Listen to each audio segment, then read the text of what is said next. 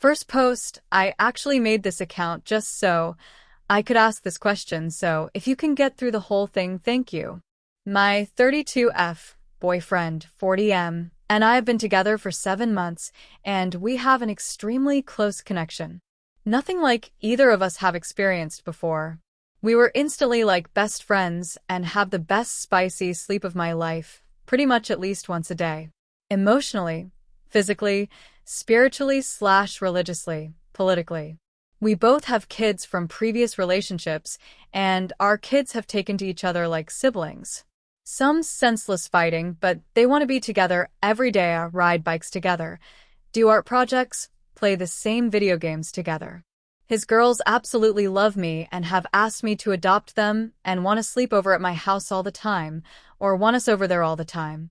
My boys are the same way about counting down to when we can do sleepovers together. We see them and do dinner together literally every single night and spend about 3 nights a week together. During the holidays, we spent 2 weeks at a time together, and we've gone on weekend camp trips. The thing is, my youngest is very medically complex and autistic. He wasn't expected to make it to his first birthday, and he's about to turn 4. He looks and acts more like a 1.5-year-old. He has had multiple surgeries, the most intense being heart and airway, and he has a continuous feeding tube. He has many deformities, skeletal/brain/heart/GI, and is in pain much of the time. Pile on the level 3 autism and his inability to speak, and he spends a lot of time, when he's not feeling well, screaming. We've worked with therapists and such, OT, speech, PT, ABA, but he hates therapists and it seems to make things worse. It's just a really hard point in at the moment until he matures enough to learn to use a communication device. The first few years of his life, he didn't sleep at all. He'd just scream, puke, and diarrhea pretty much all night, every night. Last year, he was finally put on a medication that helps him sleep. Took quite a few tries to find something, and it's much better now. I do have to give him a second dose in the middle of the night, though. My ex-husband stopped paying child support in August. I'm still waiting for approval for Social Security disability for my son, and I have completely gone through my savings. We moved to Texas for the heart surgeons at TCH, but the support here for families like ours is non-existent. We're on all the wait lists for support, but it's a 4 to 6 year wait just for in-home health care, so that I could work. Because of the circumstances, I have been considering moving across the country to move in with family. Texas Attorney General is working on the child support stuff. My ex-husband is a wealthy business owner, and he chooses not to see or support us, not that he's unable.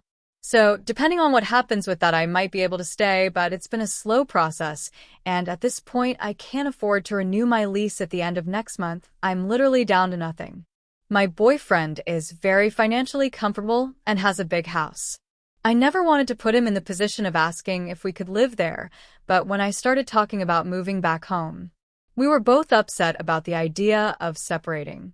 After a few days, he said that if it was just me and my healthy boys, he would take us in and raise them as his own, and that he's absolutely in love with everything about me, but he can't see a long-term future with my medically complex son.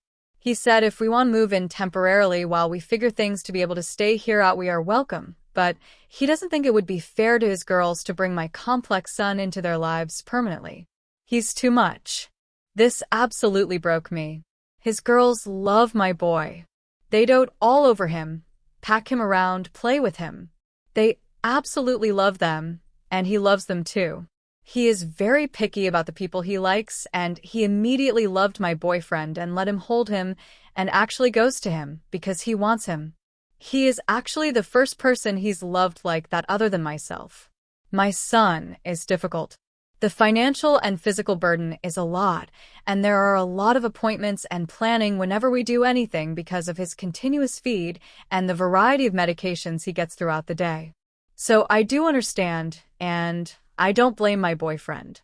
But my little guy loves my boyfriend, all the kids, his toys, music, car rides, being on the go in his stroller. So his life isn't just completely miserable or meaningless. I told my boyfriend that if he really feels that way, we need to break up, because I'm not interested in emotionally pouring into someone that I don't have a future with.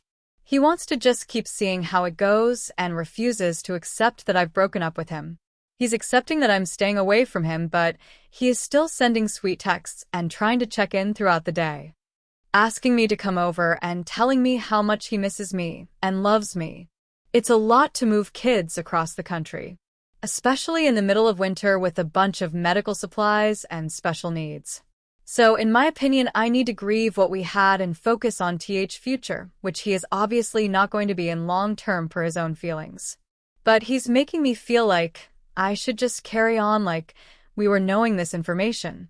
I can't, because every time I look at him now I know this has an expiration date, and it breaks my heart, especially since there's nothing I can do about it, and I feel a huge amount of guilt about my son and how much he has affected my other boys' lives, something my boyfriend pointed out, and resentment since his medical issues are the reason can't work or have any positive outlook towards the future. He is not expected to have a long life, and he is in pain much of the time, so we do spend a lot of time comforting and catering to him, and I feel even more guilt for the resentment I feel knowing what a hard short life he/will have. I don't understand why my boyfriend expects me to stay with him, knowing we don't have a future though. He's claiming I broke up with him because he shared his concerns and was honest. But I don't think anyone would want to stay with someone they were head over heels in love with, knowing there was no long-term future.